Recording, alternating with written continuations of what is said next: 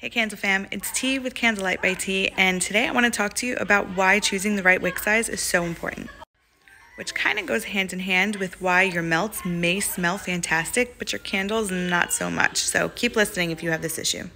So when burning a candle, your scent is primarily coming from the wick.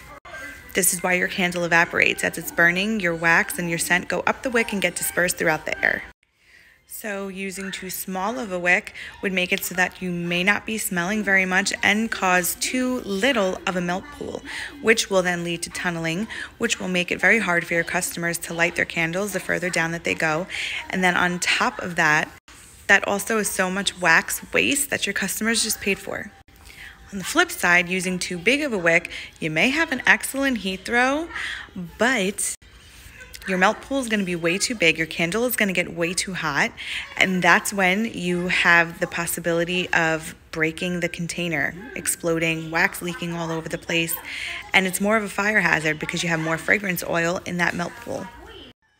Too large of a melt pool means too much fragrance oil exposed to the flame. But why do your melts smell fantastic? Well, because you're doing everything right outside of your wick. When you're melting melts, the one thing you have to remember is odds are your melts are going to be much larger than what your melt pool would actually be. For instance, if I'm melting a 9-ounce candle and I have a proper melt pool, if I was to pour that liquid out, it wouldn't equal a typical 1-ounce cube that I sell for a sample. The 1-ounce cube melt would be more liquid. And on top of that, not many people only use 1 cube. They're probably going to have multiple in there. So you're dealing with a lot more fragrance.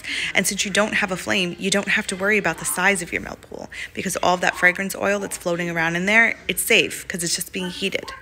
Now, when you heat it with no flame, there is no evaporation because there's nowhere for that wax to go. So it just plays out until the scent is gone.